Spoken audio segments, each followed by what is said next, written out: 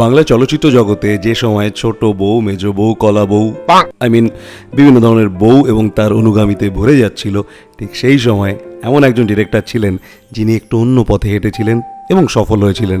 তিনি ঋতুপর্ণ ঘোষ। ঋতুপর্ণ ঘোষের ফিল্মোগ্রাফি রংধনুর থেকে কম কিছু নয়, আর সেই বর্ণময় ফিল্মোগ্রাফি থেকে আজ আমি বেছে নিয়েছি ঋতুপর্ণের সেরা 5 নম্বরে রয়েছে অন্তর্মহল। 2005 সালে মুক্তিপ্রাপ্ত এই ছবিটি পুরনো জমিদার বাড়ির ঘরের থেকে শুরু করে নারী মনের আয়না হয়ে ধরা দেয়। শরীরী চাহিদা এখানে একটা বড় চরিত্র বটে। সোহা আলী খান, অভিষেক বচ্চন, জ্যাকি শ্রফ প্রত্যেকেই ফাটিয়ে অভিনয় করেছিলেন, কিন্তু সমস্ত লাইমলাইট যিনি শুষে নিয়েছিলেন তিনি হচ্ছেন রূপা গঙ্গোপাধ্যায়। কি অসাধারণ অভিনয় তার! ছবিটা ইউটিউবে ফ্রিতে অ্যাভেলেবেল আছে, যারা দেখোনি এক্ষুনি গিয়ে দেখো। আজকের এই তালিকায় চতুর্থ স্থানে রয়েছে দহন। 1997 সালে মুক্তিপ্রাপ্ত সুচিত্রা ভট্টাচার্যের উপন্যাস অবলম্বনে তৈরি এই ছবিটিও দুটি নারীর গল্প বলে, একজন শিক্ষিকা, অন্যজন গৃহবধূ। তবে আসলে যে এই সমাজ প্রত্যেকটা মেয়েকে একই রকমভাবে ট্রিট করে, এই ছবি তার চোখে আঙুল দিয়ে দেখিয়ে দেয়। এই ছবিটিও ইউটিউবে একেবারে ফ্রিতে দেখতে পেয়ে যাবে।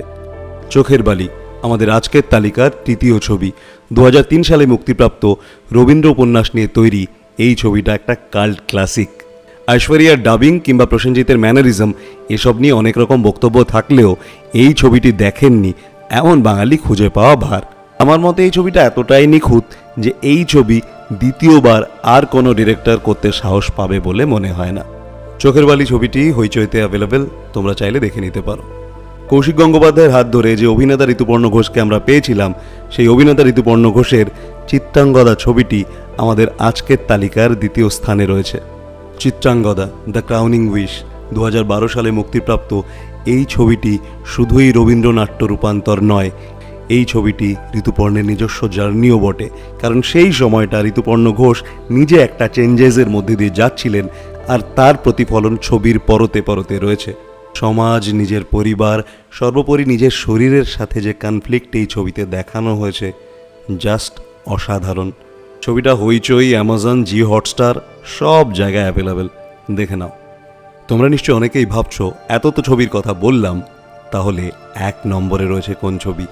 আমার পছন্দের সেরা ছবি শুভ মহরত। যে ছবির ব্যাকড্রপই সিনেমা এবং তার সাথে জড়িয়ে রয়েছে থ্রিলার, রিভেঞ্জ, জাস্ট অসম ককটেল ব্রো। এই ছবিতে বহু নারীর গল্প আছে। হ্যাঁ, প্রধান চরিত্রে 2 নারী, কিন্তু তাদের ঘিরে রয়েছে আরও অনেক নারী। তাদের চাওয়া পাওয়া, না পাওয়া এবং প্রতিশোধ সব কিছু নিয়ে গল্পের বুনন এগিয়েছে। যারা শুভ মহরত এখনও দেখোনি তারা হইচই কিংবা অ্যামাজন প্রাইমে গিয়ে ছবিটা দেখে নিতে পারো।